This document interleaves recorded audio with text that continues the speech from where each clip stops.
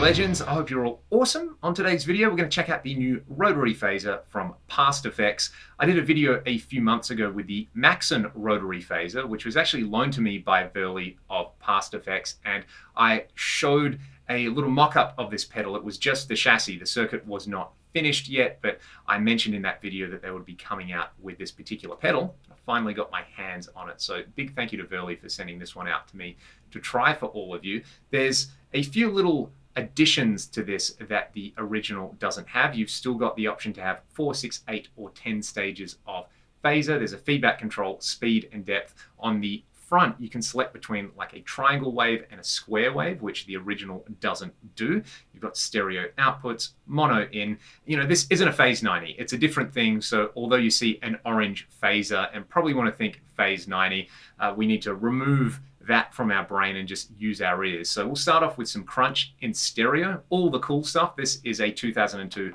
Les Paul Premium Plus with some Martin A. Smith humbuckers. Let's hear the dry sound and then we will start noodling away. I'm going to start on the 4-stage mode and we'll gradually crank it up.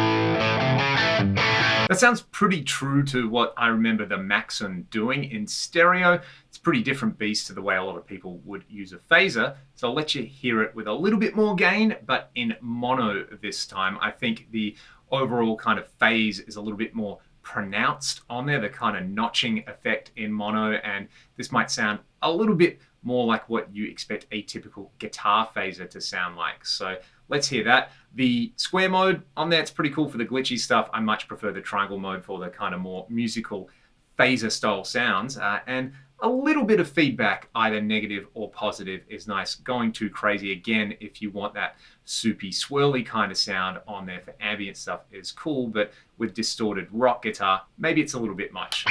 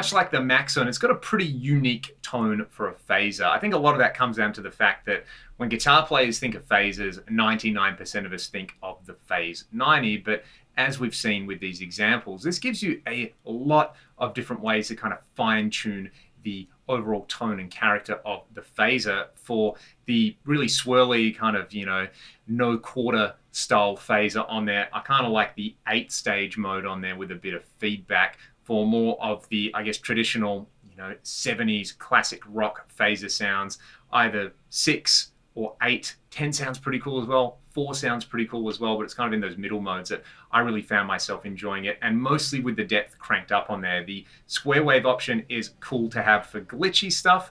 I don't know how much I would personally use that on this pedal. I much prefer the triangle mode, but I think that's mostly because I use a phaser as just a very subtle way to add some texture to leads or rhythm guitar rather than as a kind of pronounced effect. Anyway, let me know your thoughts on the PastFx rotary phaser. I know the original Maxim pedal has a cult following, and a lot of people who have been following Verley and PastFx have been really excited for this particular pedal. I think if you're one of those people, this is going to hit the spot, or you have somebody who's just looking for something different out of a phaser, it might be well worth investigating. Made here in Australia, which is super cool as well, and kind of a lot smaller than the original, like a lot of the PastFx pedals, their CE1 clone in particular, so much smaller than the original pedal, and it captures the vibe. This captures the vibe, or the phase, as I should probably say, for this particular one in a much smaller traditional pedal. The price is really good as well, especially if you're in the United States. The conversion with the Australian dollar is very favorable at the moment. And that's going to be it for me. I'll play you all out with some more kind of funky phase stuff. I hope you have a great day. Thanks to Verley again for sending this one out for me to check out. Their stuff is probably some of my favorite stuff being made at the moment. Have a great day, and I'll see you next time.